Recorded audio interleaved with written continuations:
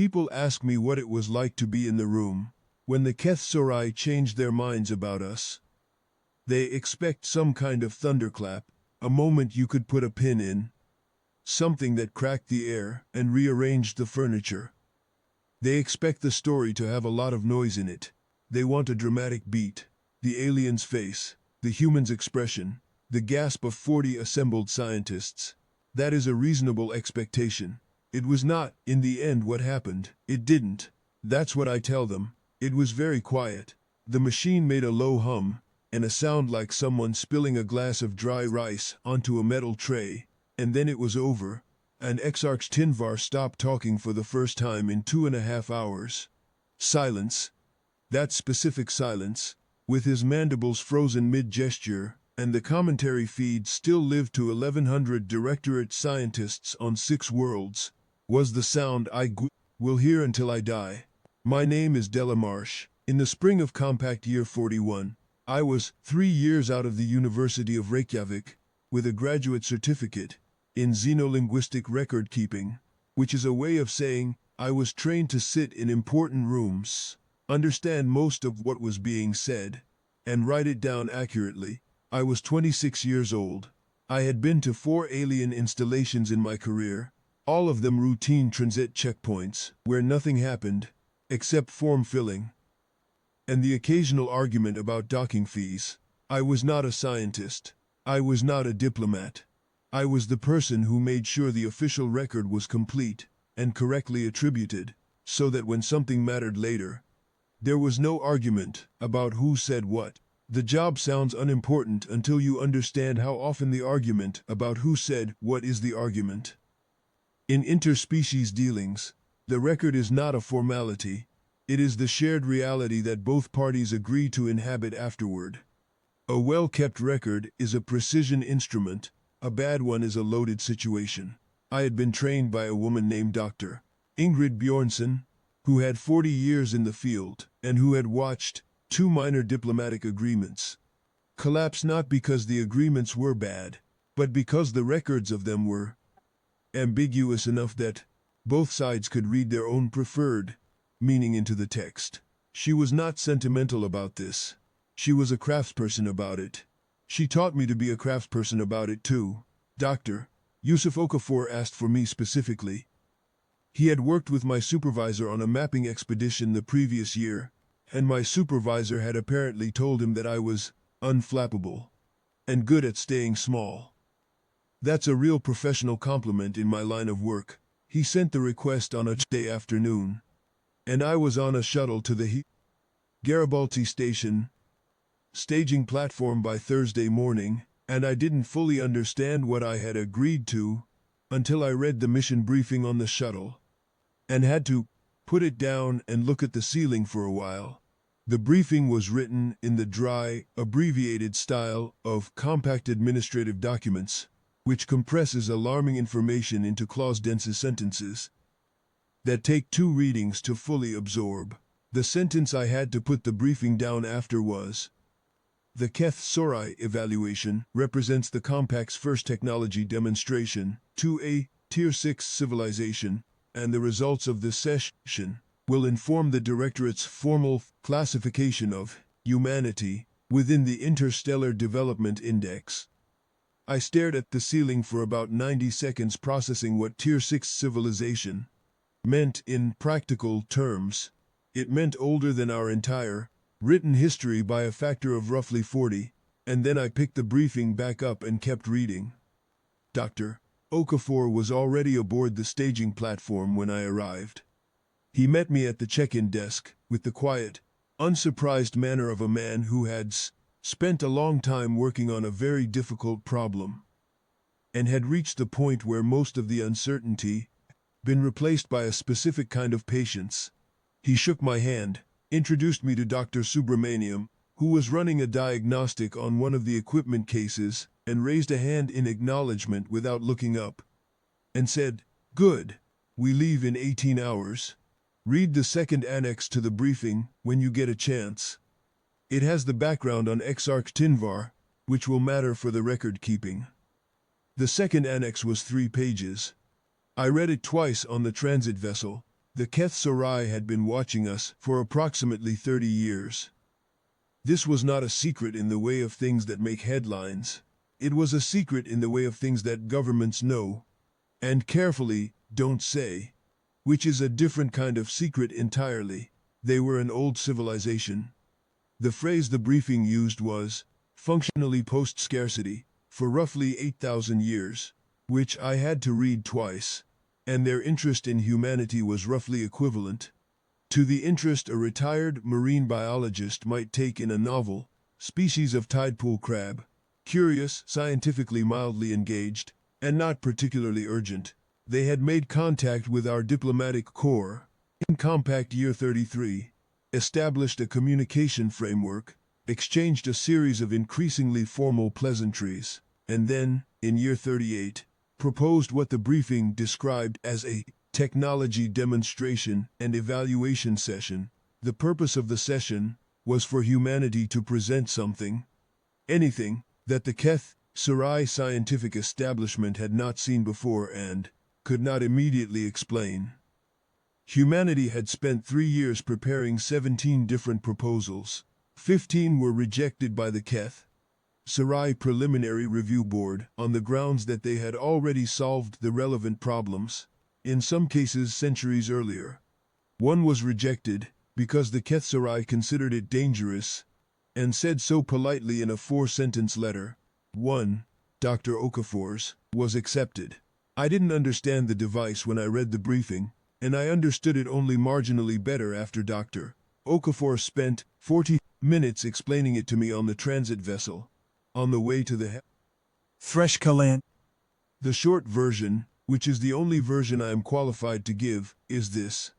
It took a material object, separated it into a very fine particulate state at the molecular level, held the particulate in a stable field, and then put it back together, exactly as it had been, down to the last structural detail.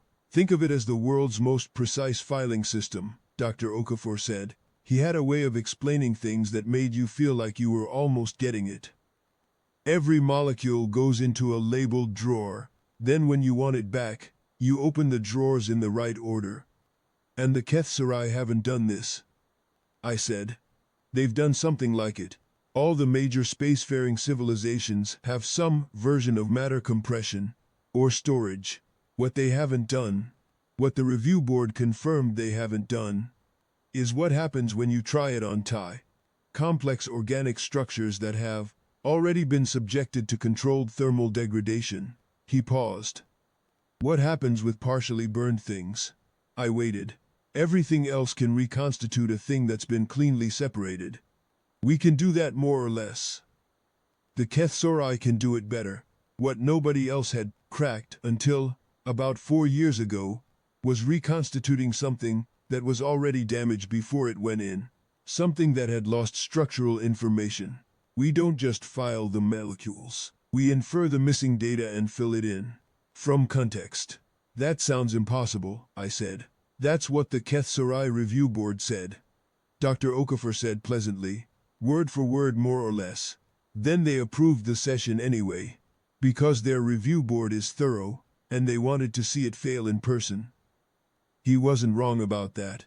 I learned later that Exarch Tinvar had specifically requested assignment to the evaluation because he had written a fairly well-regarded theoretical paper in Year 39 arguing that the human claim was physically incoherent and that approval of the demonstration was a waste of directorate resources. The paper had argued, with what I understand was considerable technical rigor, that inferring lost molecular structure from contextual data was like trying to reconstruct a sentence from the ashes of the paper it was written on. The information was simply gone, and no amount of clever processing could retrieve what did not exist. He was not a hostile being. His colleagues described him as fair-minded, meticulous, and genuinely curious about alien life. He had just read the human proposal very carefully and concluded, as a matter of physics, that it couldn't work. He showed up to the evaluation room with a commentary feed open to 1,100 colleagues and a prepared set of notes. The Threshkallen was a Keth Sorai science vessel of the deliberation class, which meant it was large, extremely clean, and organized in a way that reflected a species that had been building ships for about 4,000 years. Every corridor was a precise width. Every door opened at a specific frequency of approach. The lighting was calibrated to a spectrum that was technically comfortable for humans. We had sent them our photopic sensitivity data in year 34, but which was slightly bluer than I was used to, giving everything a faint quality of early morning. Even at what would have been midday, the air tasted faintly of something I eventually identified as their equivalent of a mild disinfectant. Not unpleasant, but persistent. There were 3 of us from the human side. Dr. Okafor, who had built the device over 7 years in a university lab in Lagos and then spent 2 more years building a field-portable version with his research team. Dr. Priya Subramaniam, who was the team's material specialist, and who, I later learned, had not slept properly in about 11 days. Because she was the one responsible for preparing the test samples, and me. We were met at the docking port by a junior protocol officer named Sketh Ilan, who was young by Keth Sorai standards, and had the precise, slightly over-careful movements of someone who had been thoroughly briefed on how not to accidentally alarm the alien visitors. He escorted us through 4 corridors and 2 lifts to the evaluation room, which turned out to be a very large, very bright space, with a high ceiling and observation tiers on 3 sides, where about 40 Keth Sorai scientists were already seated, arranged by rank, watching us arrive. Exarch Tinvar was standing at the central floor level when we walked in. He was tall, about 2.5 meters, with a chitinous exoskeleton in a dark amber brown that caught the blue-white lighting and gave him the look of lacquered hardwood. His eyes were compound and pale, and he had 4 arms, the upper pair longer than the lower, and he held himself with the easy authority of someone who was used to being the most credentialed person in any room he entered. He had 3 of his own staff with him. He was already talking when we came through the door. He was talking into the commentary feed. I caught the tail end of it as Sketh Ilan translated through the earpiece the protocol team had fitted us with in the docking bay. Joining us now, the human contingent consists of 3 individuals, which is consistent with the documented pattern of under-resourcing that characterizes their scientific expeditions. The device itself has apparently been transported in standard cargo cases, which suggests it is either smaller than expected or less structurally complex than the proposal indicated. He paused when he saw us properly, and his antennae moved in a way that Sketh Ilan had pre-briefed us, meant something like polite acknowledgement of arrival. He addressed Dr. Okafor directly. Dr. Okafor, I am Exarch Tinvar, lead evaluator for this session. You are welcome aboard. Thresh Kalin. We have allocated the full day for your demonstration, which should provide adequate time for setup, execution, and the documentation of results. Thank you, Exarch, Dr. Okafor said. We'll try not to need the full day. Tinvar's antennae did something that my briefing notes said could be read as mild skepticism expressed politely. We shall see. Please, take whatever time you require. Dr. Subramaniam and I started unloading the cargo cases. This is the part that I always have to describe carefully, because the reaction of the room when they saw the device was immediate. And I want to get it right without exaggerating it. It was not laughter exactly. The Keth Sorai don't laugh the way we do. Their equivalent is a very specific movement of the upper mandibles combined with a sound that my earpiece rendered as somewhere between a click and a low note on a bassoon. But there was something in the observation tiers, a shift in posture, a ripple of that mandible click sound passing through the assembled scientists. That was unmistakably the alien equivalent of people exchanging looks. The device was not, objectively speaking, an impressive object to look at. Dr. Okafor had built the field-portable version under significant budget and weight constraints, which meant that it looked like what it was, 7 years of brilliant theoretical work, crammed into a form factor that a team of 3 could carry in 4 cases, and set up in under 2 hours. The main housing was a matte gray alloy cabinet, about the size and shape of a residential kitchen refrigerator, with a flat working surface on top, and an input chamber on one side, roughly the size of a bread box. It had a secondary processing unit, the size of a rolling suitcase, connected to the main cabinet by a braided cable that was, I will admit, held to the cabinet's undercarriage, with 4 large industrial clamps that Dr. Subramaniam had bought at a hardware store in Chennai, because the custom bracket had sheared during transit 18 months earlier, and the replacement had never arrived. There was a control interface panel set into the front of the main cabinet, and it had physical buttons rather than a haptic surface, because, as Dr. Okafor had explained to me once, physical buttons do not fail at inconvenient moments if the software layer crashes. The buttons were labeled in English and Swahili. One of them was taped over, with a small piece of yellow marking tape that said disregard in Dr. Subramaniam's handwriting. 2 of the cargo cases had wheels. One of the wheels on the larger case had a bearing problem, and made a sound when you rolled it across a smooth floor. The room heard that wheel for about 45 feet. I watched Tianvar's antennae. They were moving with what I had learned to read as increased attention. He said something to his staff, and then addressed the commentary feed again. The apparatus has now been brought onto the floor. It is considerably less sophisticated, in appearance, than the proposal documentation suggested. The primary housing is a standard alloy construction, specialized, with what appears to be manually installed coupling hardware, rather than integrated connectors. A chassis-level design choice that would be unusual in any peer-reviewed research application. The secondary processing unit is attached to the primary housing via what I can best describe as a braided external conduit. This is not a standard integration approach. He paused. There appears to be a section of the control interface that has been physically occluded, with a label. I will ask about this in due course. Dr. Okafor was listening to his own earpiece. He did not look up from the cable he was checking. His expression did not change. I sat down at my documentation station, a small desk the Keth Sarai had positioned near the observation tiers, with a clear line of sight to the floor, and opened my record log and wrote, Evaluation Room, Keth Sarai Vessel, Threshkalan, Compact Year 41, Day 114. Evaluation of Molecular Dispersal and Reconstitution Apparatus. Human Team.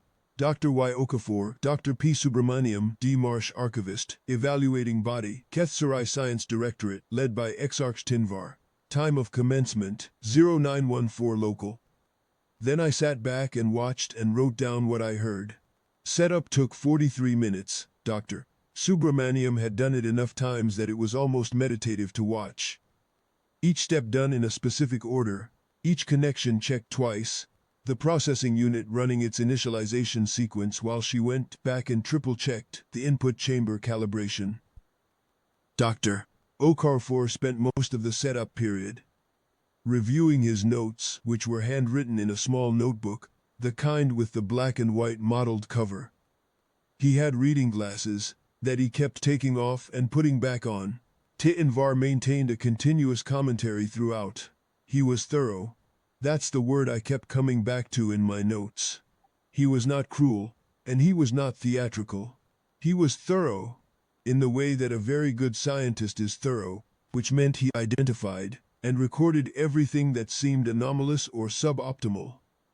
And his commentary had the precise, enumerated quality of a formal technical critique. He noted the hardware clamps and their manufacturer markings. He noted the manual cable check that Dr. Subramaniam ran twice. He noted the fact that the initialization sequence for the processing unit produced what he described as an unusually prolonged thermal stabilization phase. The machine ran warm for about 12 minutes during startup, which was normal, but which he correctly identified as a sign that the processing architecture was running near its heat tolerance limits.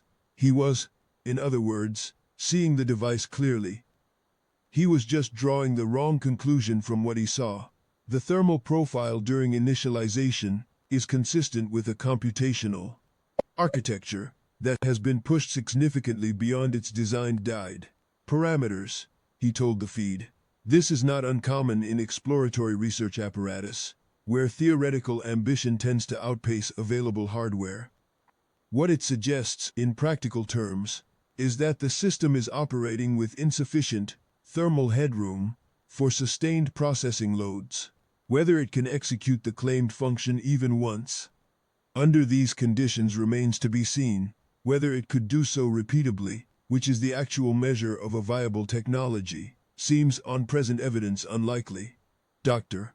Subramaniam looked up briefly from the calibration panel, glanced toward where Tinvar was standing, and then looked back at the panel without any particular expression.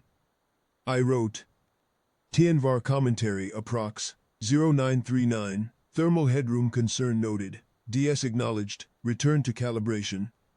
Dr. Okafor set his notebook down, took off his reading glasses and said, to no one in particular, ready when you are, Priya.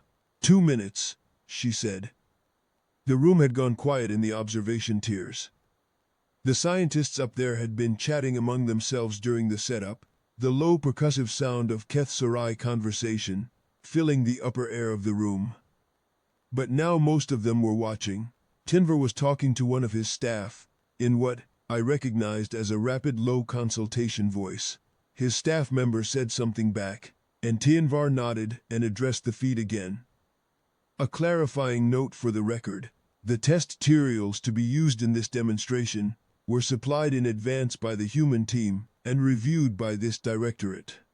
Specifically, the demonstration will use a set of organic polymer samples that have been subjected to controlled thermal degradation to approximately 40% structural information loss, as confirmed by our own analysis.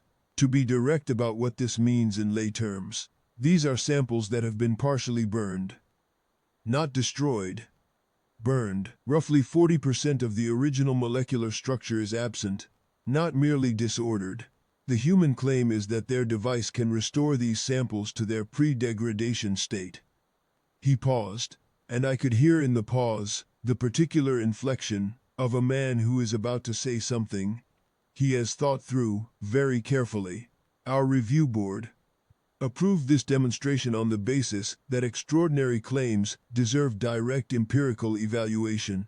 I want to be transparent with the directorate audience. In my professional assessment, the physical basis for this claim is not sound. The missing structural information is not disordered. It is absent.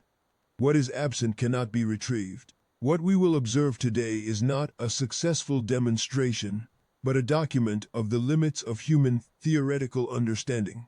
At this stage of their development, I say this not to be dismissive, their work represents a genuine and admirable effort, but because the record should reflect the evaluator's honest expectations. He said this plainly, without particular heat. He believed it.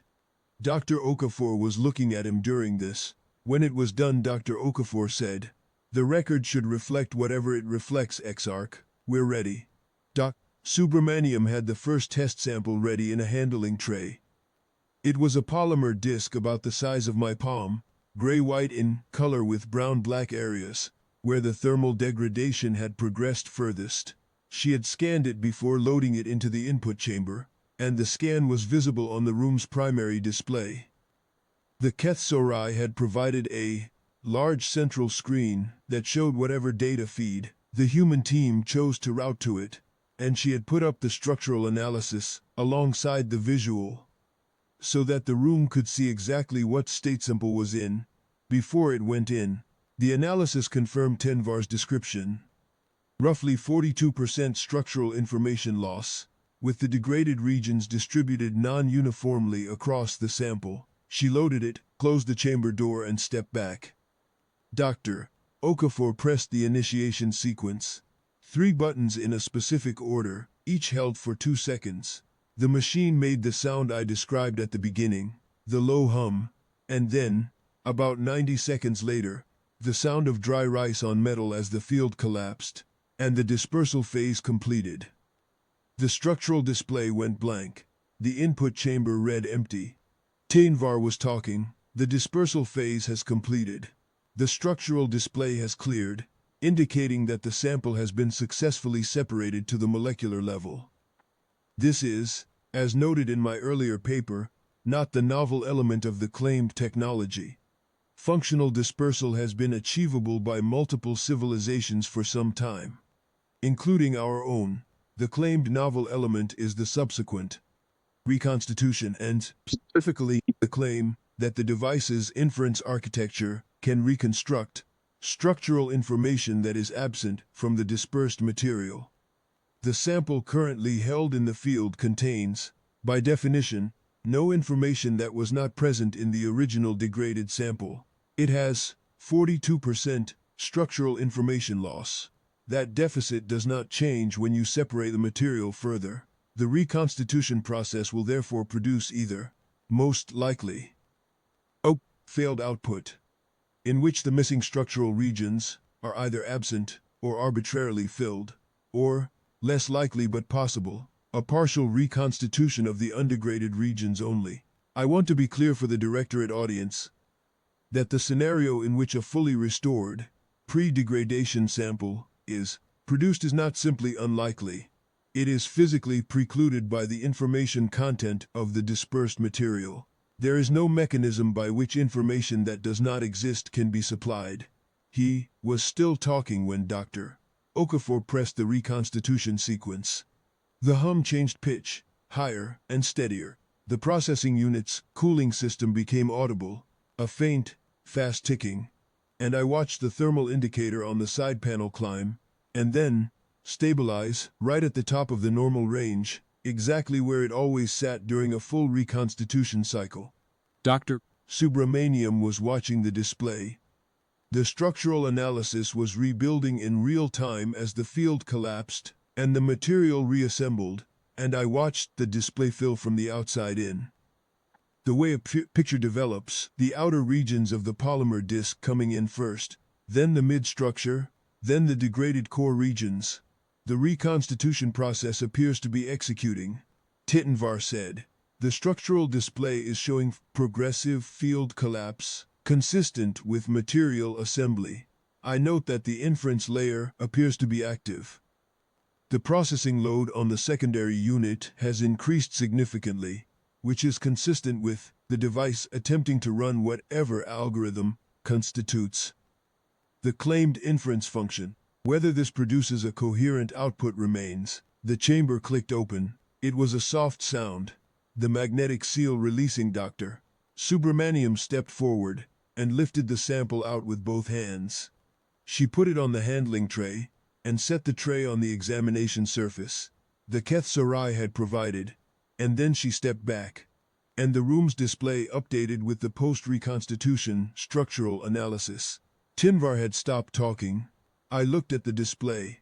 I had looked at it enough times during practice runs that I knew what I was seeing. A complete scan, no degraded regions, no absent structure. The sample was sitting there in its tray, gray-white and uniform, and the structural analysis was showing an information density that matched the pre-degradation baseline. Dr. Subramaniam had filed with the Keth Sarai Review Board 6 weeks earlier. The observation tiers were completely silent. I wrote in my log, 0957, reconstitution phase completed. Post-reconstitution structural analysis displayed on central screen. Sample visually consistent with pre-degradation state. Analysis consistent with pre-degradation baseline on file. Tianvar walked to the examination surface. He did not ask permission.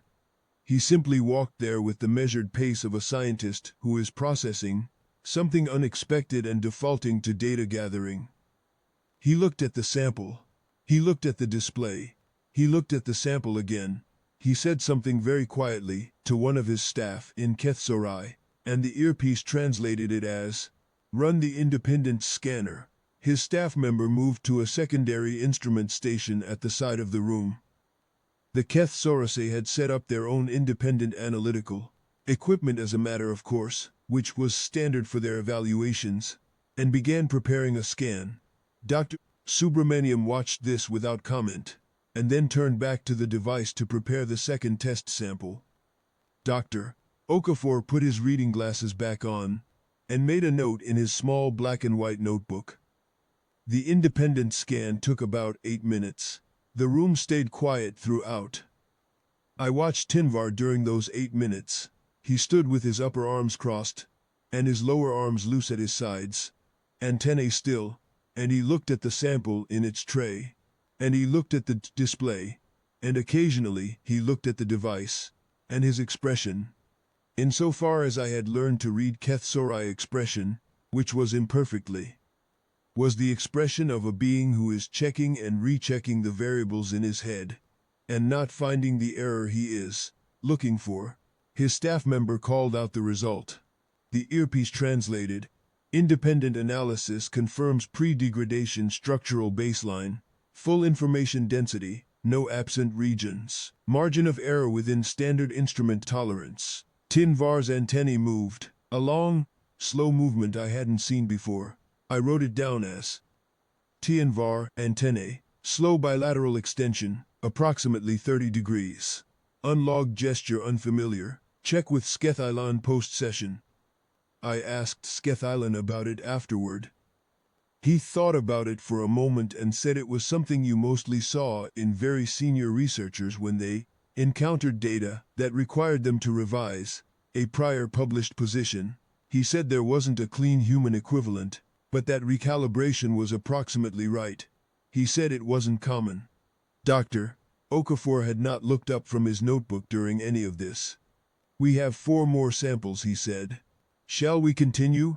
Tinvar turned to look at him.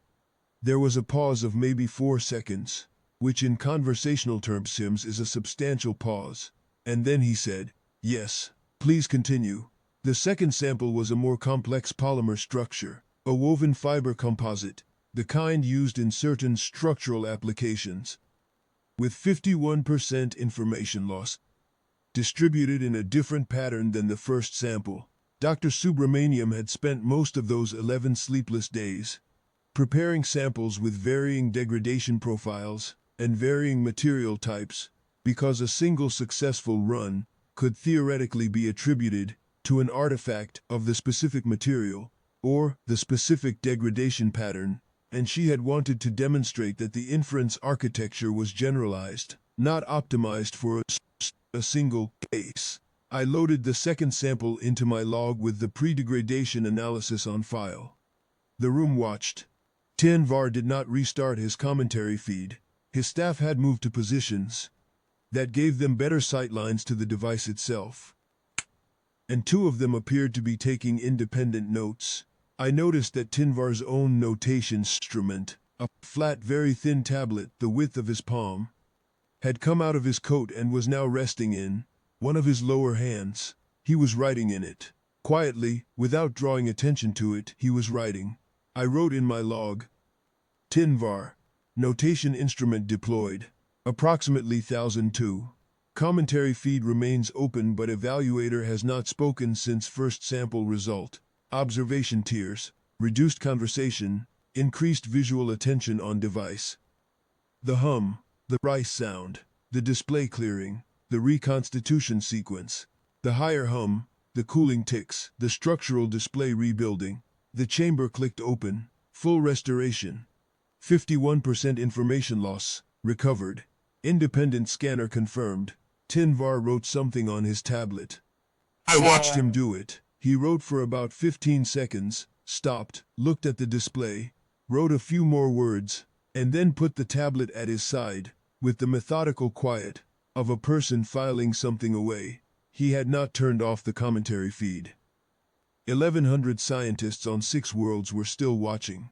He simply had not said anything more to them. Since the first sample came out of the chamber, I thought about what that silence was communicating to those 1100 people, and I wrote it in my notes.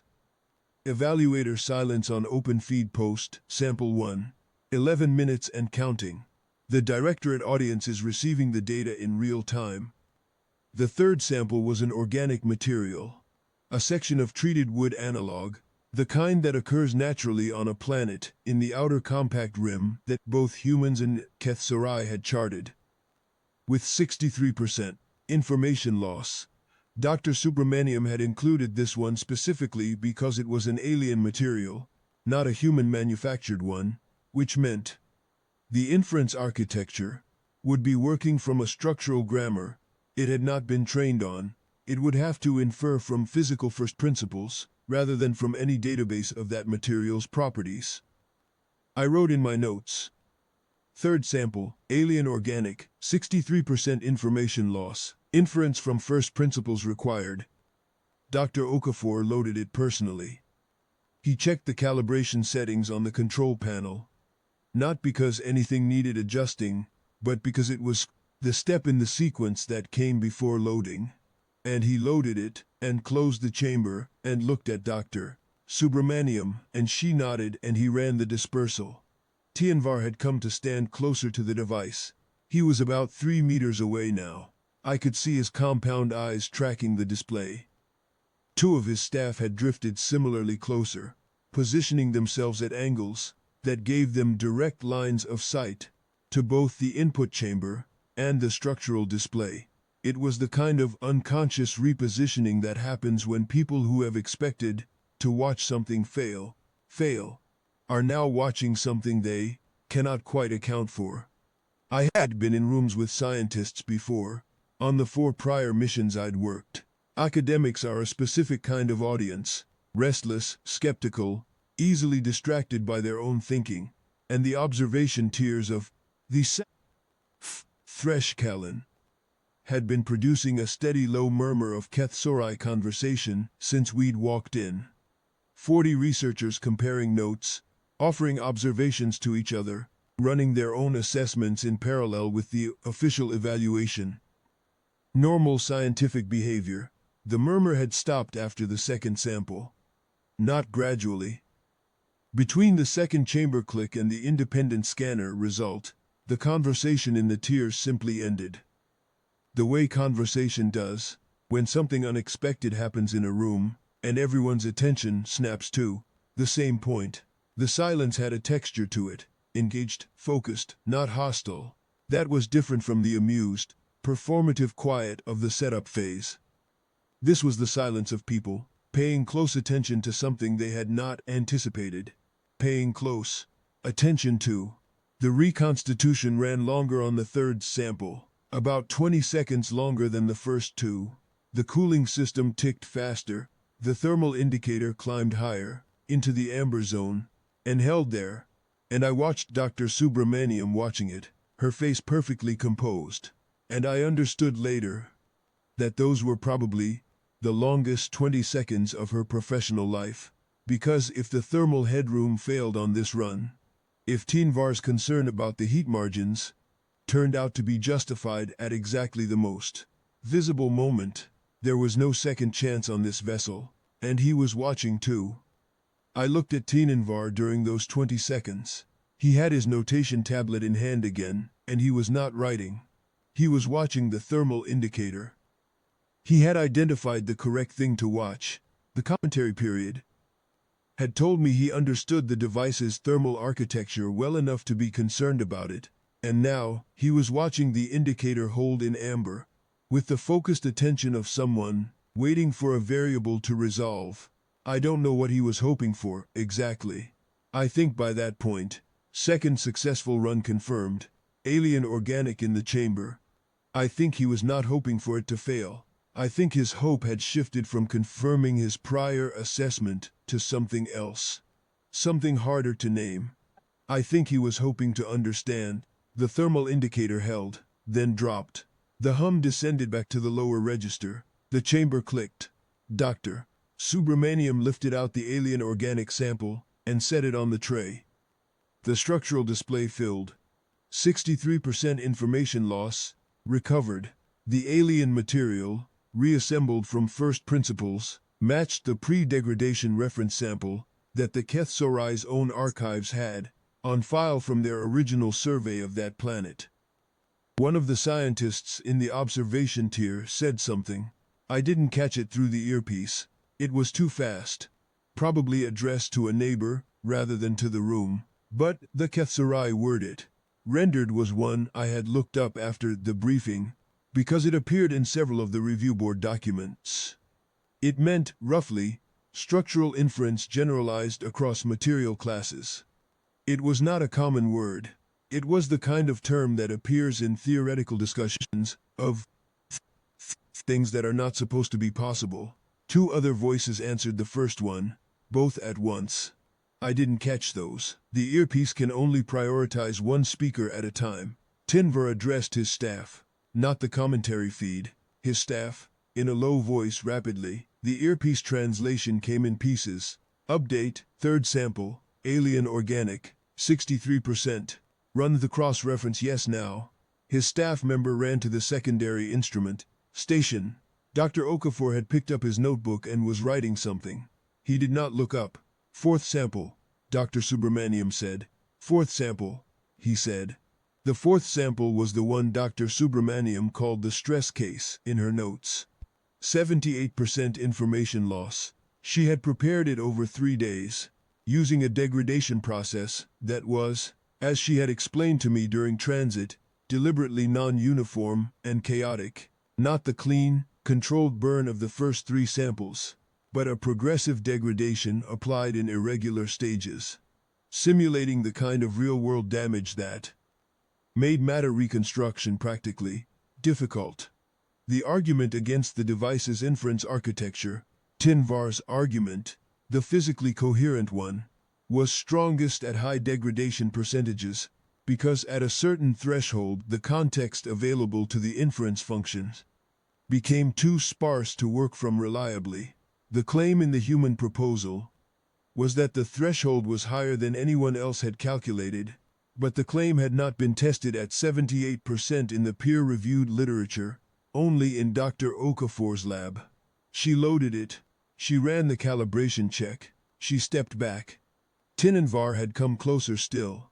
He was about 1.5 meters from the device now. His lower arms were at his sides, and his upper arms were folded.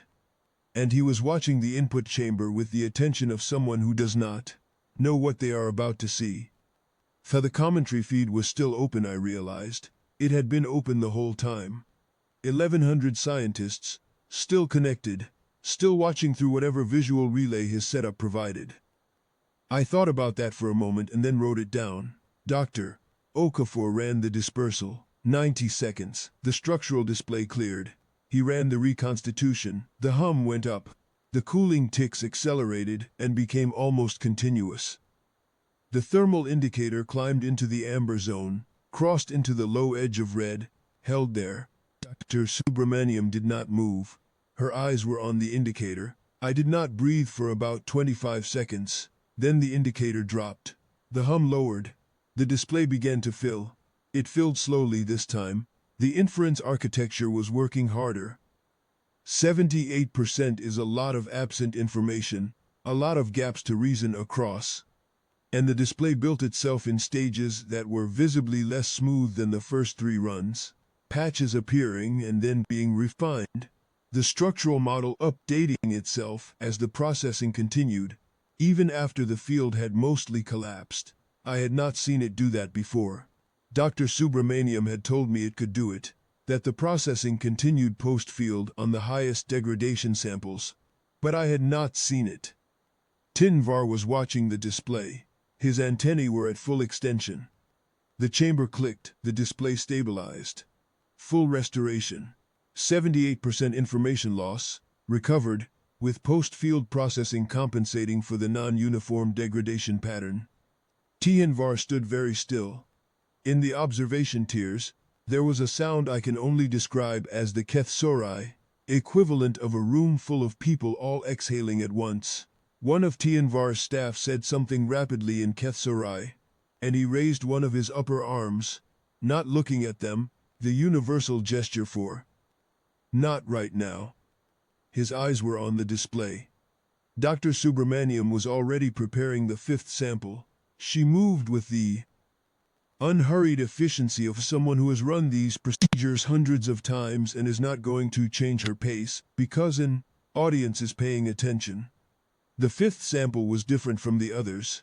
It was not polymer, not fiber composite, not organic material. It was a crystalline structure, a synthetic mineral that occurred in a specific geological formation. About 14 light years from where we were standing, it had 81% information loss, and it was the sample that Dr. Okafor had flagged in his own notes as the hardest one in the set.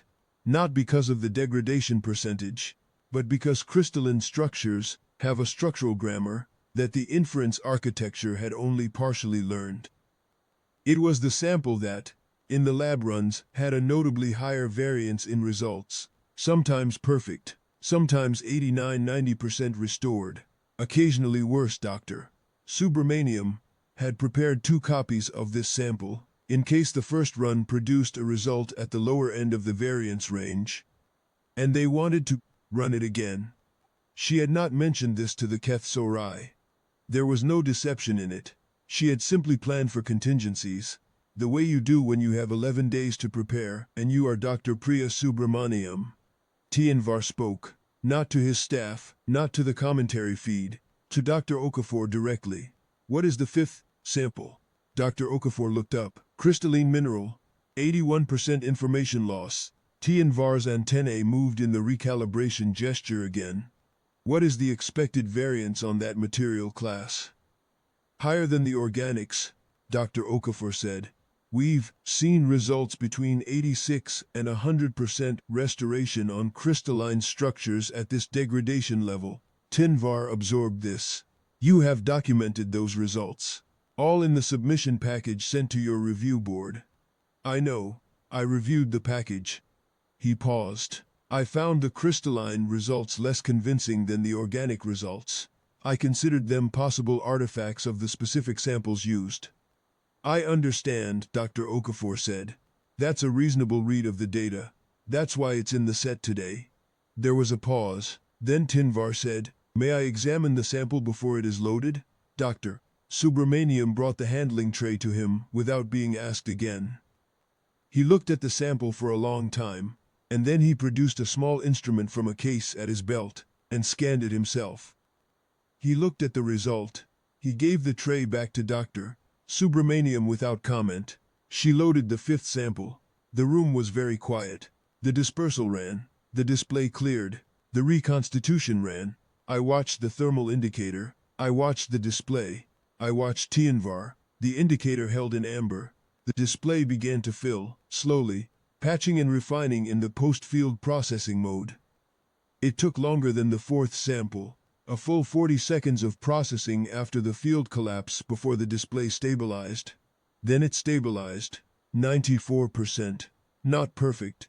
94% restoration on an 81% information loss crystalline sample, which was solidly within the documented range, and exactly what Dr. Okafor had said they should expect. Tianvar stepped forward and picked up the sample himself, without waiting for permission or protocol, and held it to the light of the room's overhead panels. He looked at it for a very long time. Nobody said anything. He put it back in the tray. He turned to the commentary feed, which was still open, still carrying 1,100 watching scientists from 6 worlds. He said, in the precise, formal register of official Keth Sorai scientific record, the demonstration is complete. 5 samples of varying material class and degradation level, ranging from 42 to 81% structural information loss, have been successfully reconstituted by the human device. The results are consistent with the claims in the proposal documentation. My earlier assessment that the physical basis of this technology was unsound was incorrect. I will note for the record that this incorrect assessment is contained in a paper I submitted to this directorate in Compact Year 39, and that paper should now be considered superseded by the empirical evidence produced in this room today. A pause. The evaluation session is concluded. The human research team is requested to remain aboard for a follow-on technical discussion at the convenience of their senior researcher. He turned off the commentary feed. The silence in the room was different after the feed closed.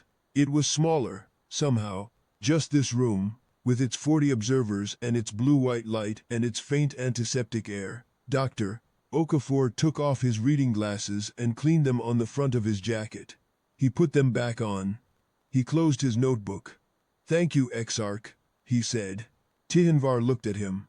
"What is the basis of the inference architecture?" he asked. Briefly, it treats the existing structural data as a set of constraints and uses a probabilistic model to generate the most physically consistent, complete structure that satisfies those constraints, Dr. Okafor said. The field holds the material in a state where the molecular bonds are temporarily non-committal, where the structure hasn't finished deciding what it is yet, and the inference layer runs during that window. The non-committal state, Tihanvar repeated. That's the informal term.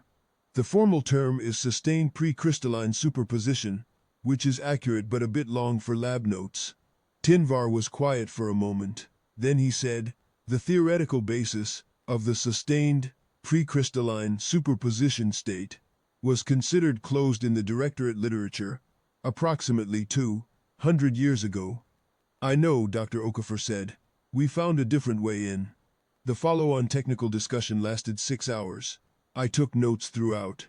At a certain point the notation became extremely dense and technical, and I am not qualified to assess the accuracy of my record of it, which I have flagged in the official transcription. What I can say is that it was civil, meticulous, and entirely without ceremony.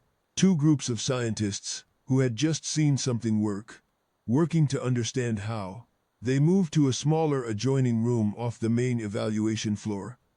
One of the Threshkalins, working seminar spaces, with a long table and a set of holographic display panels, that the Keth Surai technical staff configured within minutes to carry both the human team's data and whatever reference archives Tihanvar called up from the directorate servers.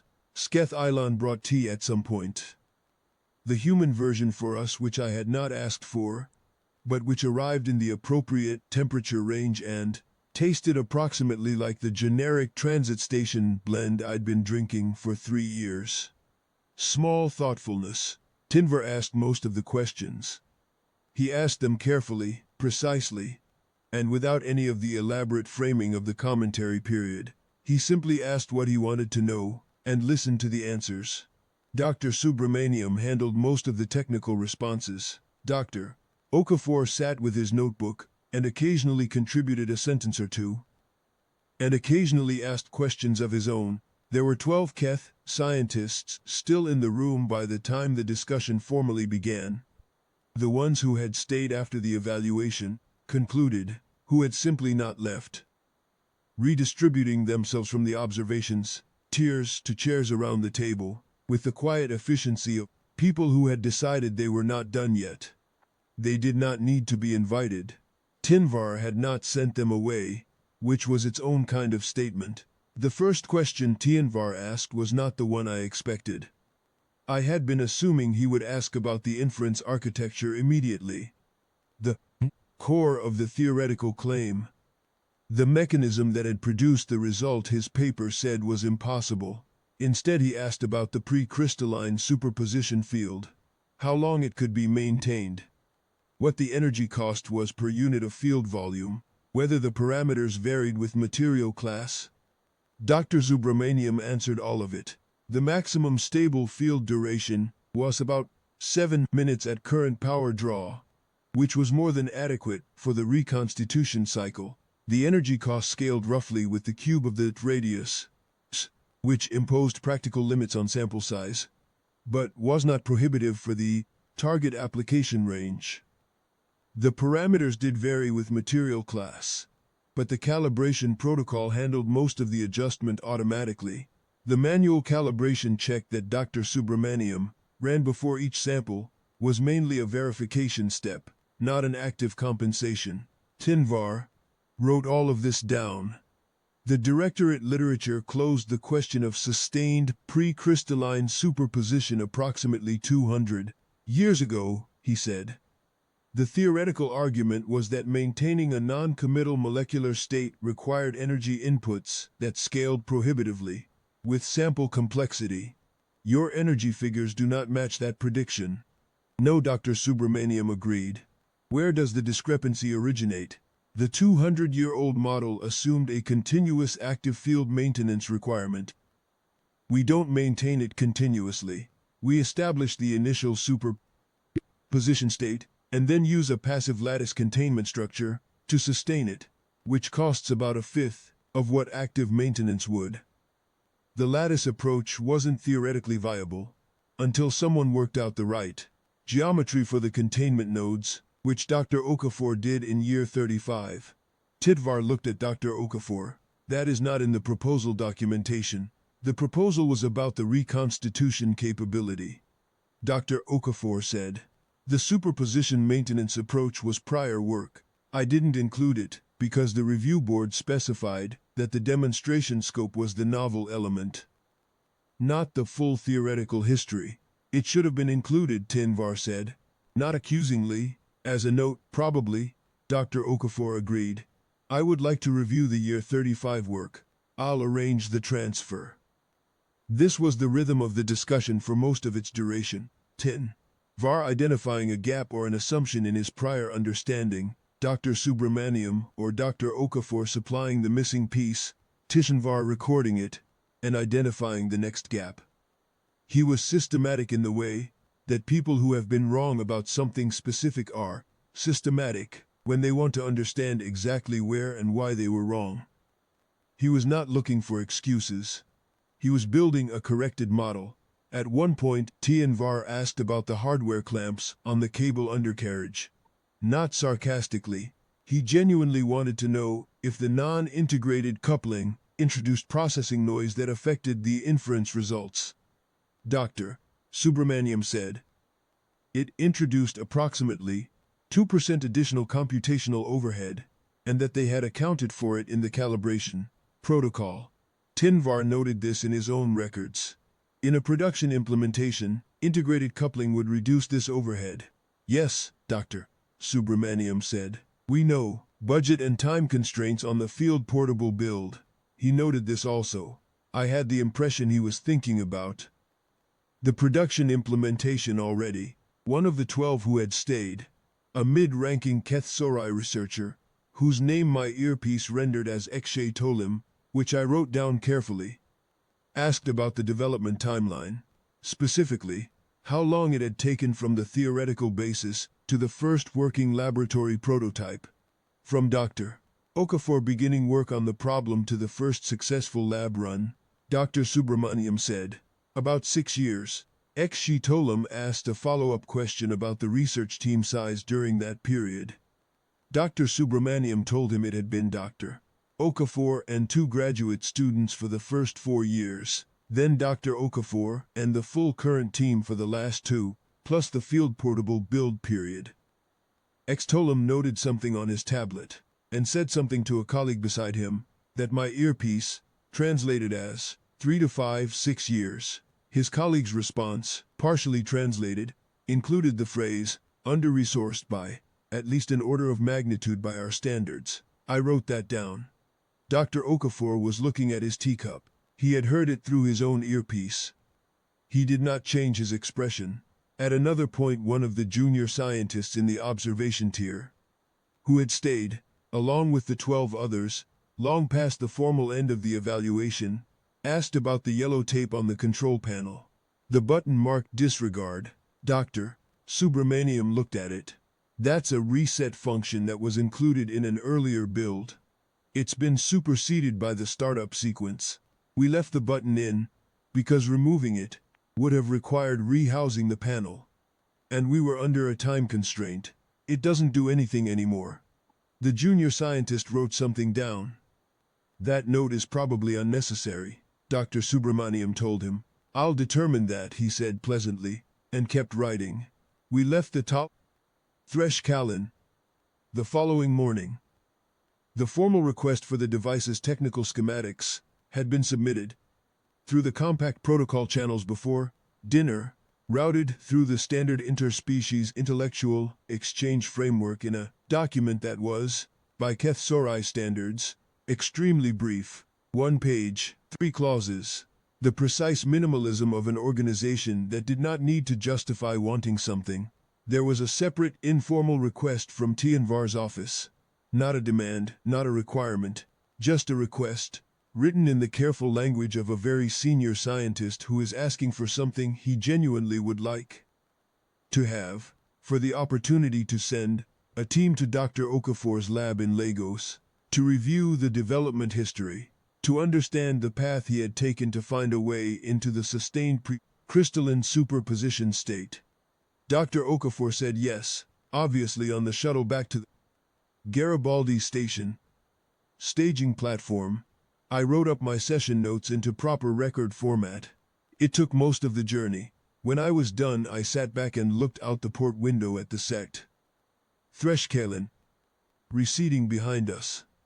I thought about Tianvar's commentary feed, open for the whole demonstration, 1,100 colleagues watching, and how he had stood there, cataloging every hardware clamp and thermal fluctuation, and every manual button, into the official record of what turned out to be, in the end, a successful demonstration.